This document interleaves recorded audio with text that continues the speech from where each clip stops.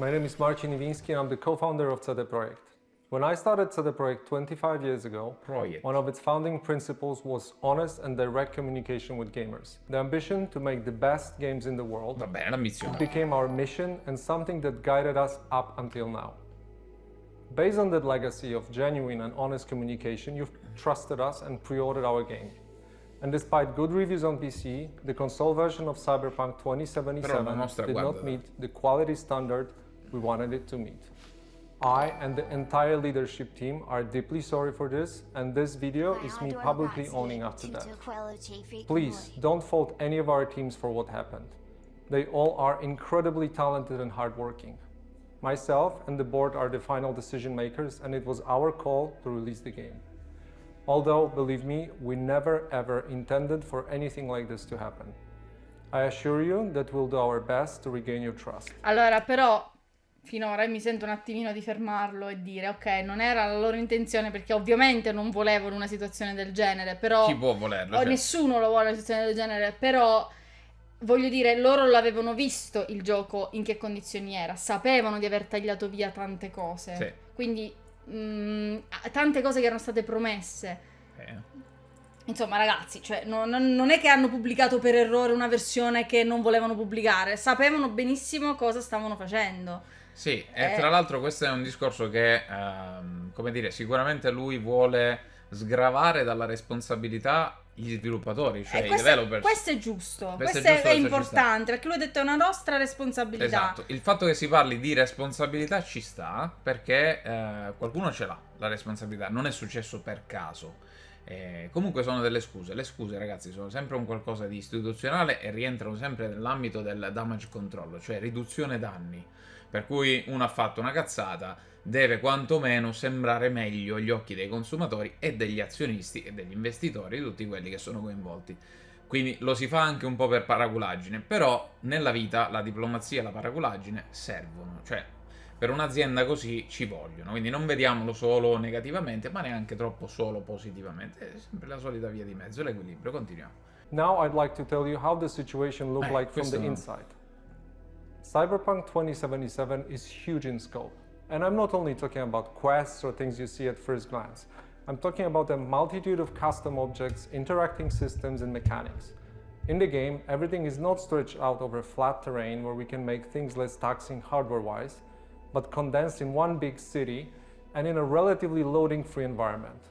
On its own, this is a challenge, but we made it even more difficult for ourselves by wanting to make the game look epic on PCs and then adjusting it to consoles, especially old gens. Stoppiamo un attimo. Hanno insistito sul discorso PC e poi hanno fatto la versione console. Non avevano specificato e quindi noi davamo per scontato che il gioco fosse stato pensato per console di vecchia generazione, cioè per PS4 e Xbox One. Ecco perché la delusione di tanti è stata cocente, per questo motivo. Diciamo, poi c'era stata la famosa, non so se adesso ne parlerà, vedremo, la famosa dichiarazione, gira incredibilmente bene, sorprendentemente bene sulle console di vecchia generazione, quindi un attimino tutto ciò suonava male, però vabbè, non vogliamo sempre parlare di quella. Vabbè, allora, adesso vediamo cosa dice. Che loro adesso debbano fare il loro lavoro di frontman per lui, in questo senso che sia CEO che frontman deve scusarsi, quello ci sta. Non è che possiamo pretendere che non lo facciano, che non facciano gli interessi della propria azienda, ci mancherebbe altro.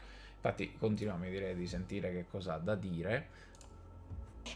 And things did not look super difficult at first. We knew the hardware gap, yes, but ultimately I think that time has proven that we've underestimated the task.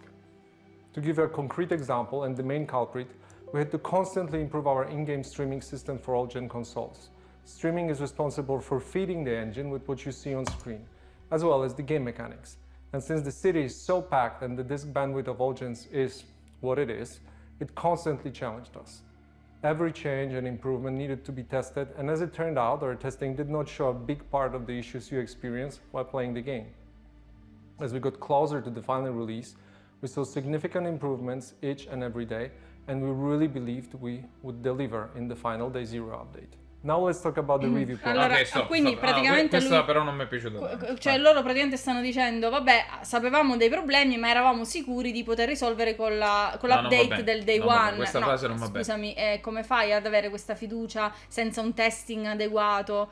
Questa frase non va bene, specie se arriva dopo la considerazione sciagurata di gira sorprendentemente bene. Vuol dire che in realtà non lo sapevate, ma molto prima del Day One, qualche settimana prima del Day One, avevate già detto che girava sorprendentemente bene, quando non era vero. Non ci voleva un genio per capire che non fosse vero, ma adesso se mi viene a dire che quindi la verità è questa, sostanzialmente stai dicendo, parafrasando e arrivandoci, diciamo, girandoci attorno, che quella che aveva detto, che era stato detto prima, ovvero gira sorprendentemente bene, era una sonora e incredibile cazzata. Ed è così.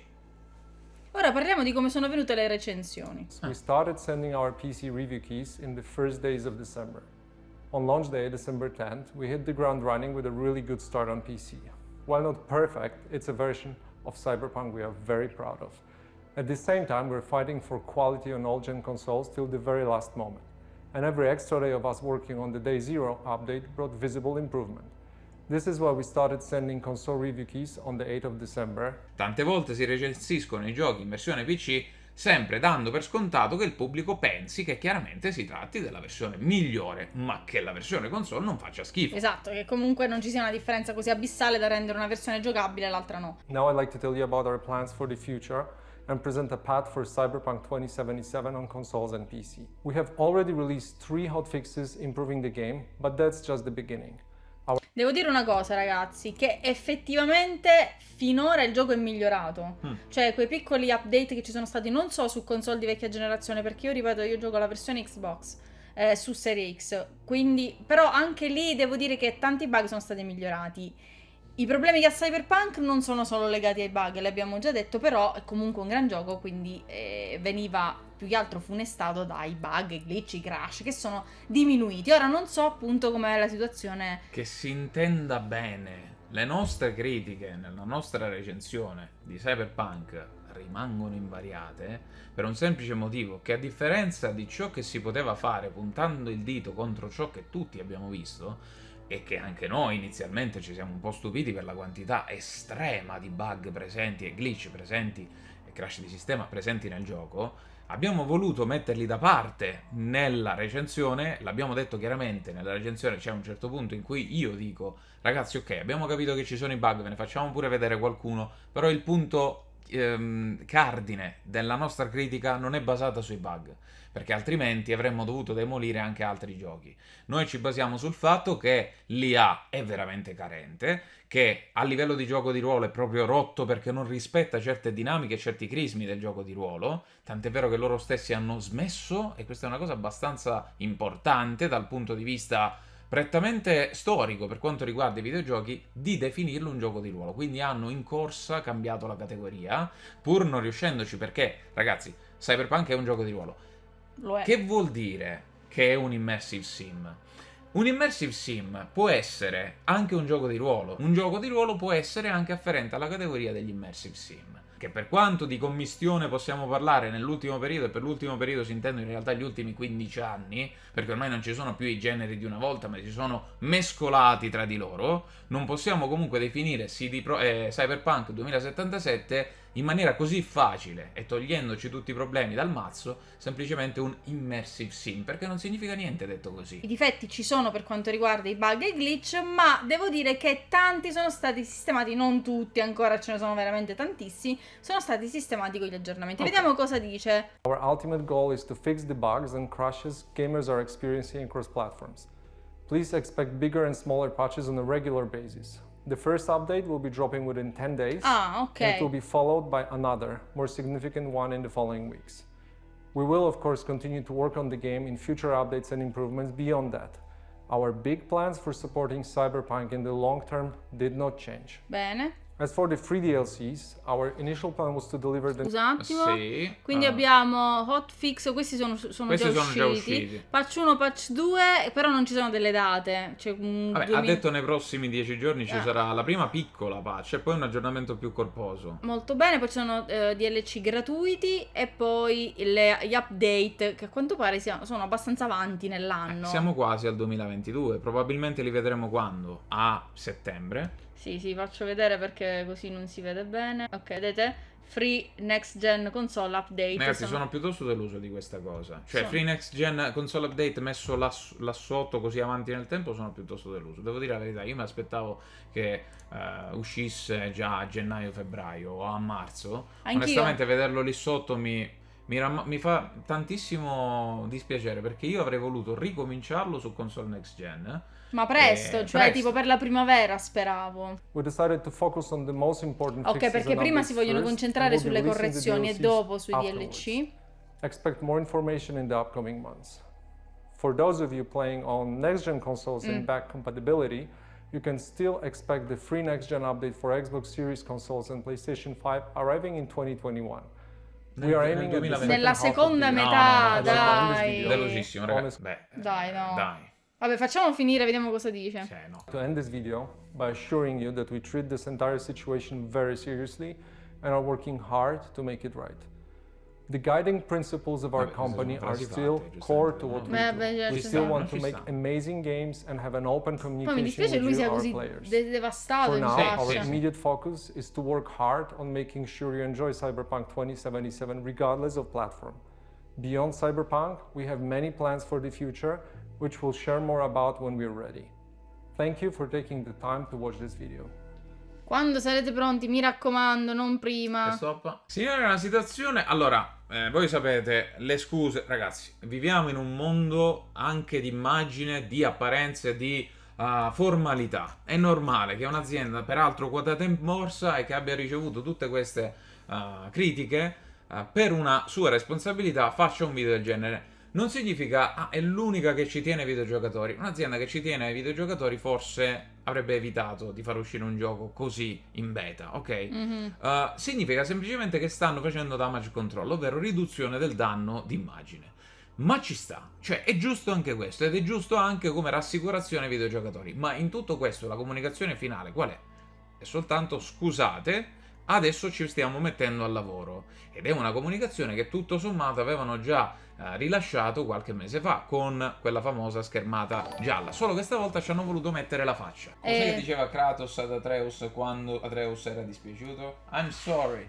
Non ti scusare, fai meglio. Don't be sorry, be better. Ok, sì, migliore. Le scuse ci vogliono se sei un'azienda quotata in borsa, soprattutto perché stanno ricevendo, signori, un sacco di tentativi di querele, denunce, e già ci sono 5 class action in corso, che non sono poco, attenzione. Cioè, questo vuol dire che magari le vanno a vincere contro gli azionisti che hanno investito in CD Projekt, però è anche vero che comunque sono delle beghe legali che gli costeranno soldi, avvocati, Ma eccetera. infatti questo video per loro è necessario. E c'è anche l'antitrust polacco. Più che per il pubblico, è necessario per gli azionisti, è necessario per evitare ulteriori class action. Sì. Devono un attimino frenare questa situazione, perché altrimenti si stanno ritrovando un'onda brutta, perché effettivamente è una cosa veramente devastante, perché si sono comportati male, è inutile giustificare, perché è una cosa senza precedenti. Io sento spesso ma perché allora quest'altro gioco non era uscito buggato? Non è questo, Sì. è tutto quello che è venuto prima ad aver Sì. reso grave il fatto che il gioco è uscito in condizioni pietose. Sì. È tutto quello che hanno fatto prima. Sì. Le falsità che hanno detto, che hanno mostrato prima,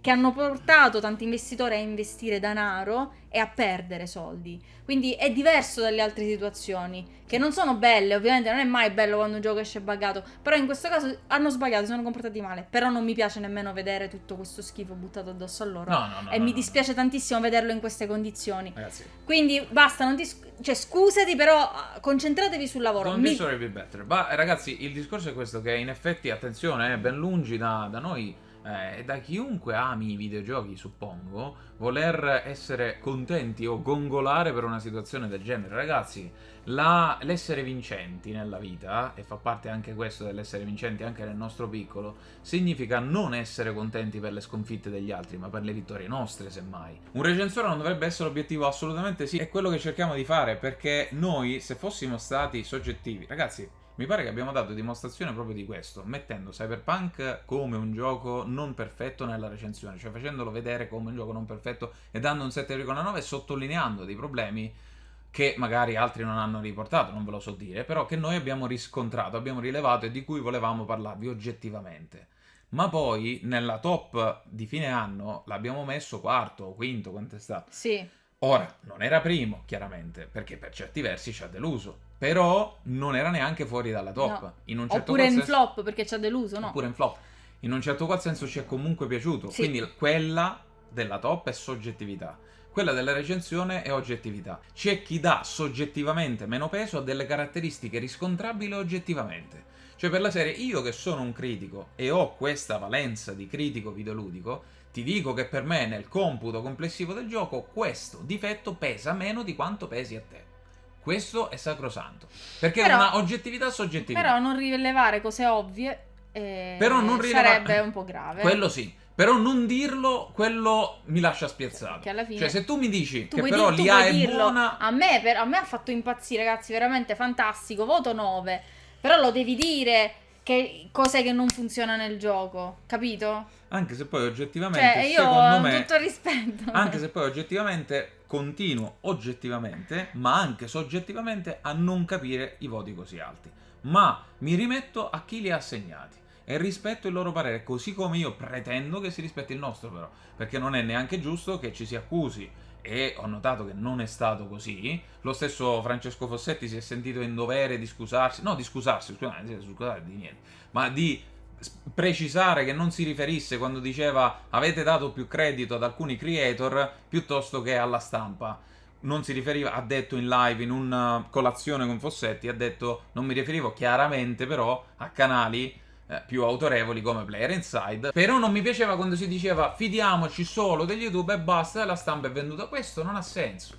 Anche perché ci sta anche che magari per te potrebbe aver preso un abbaglio quell'autore, così come per noi ci hanno detto alcuni che secondo noi siamo stati severi con Ghost of Tsushima.